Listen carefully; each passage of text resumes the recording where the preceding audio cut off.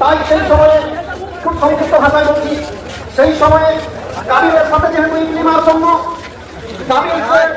দাবি করে বসলো আমার সাথে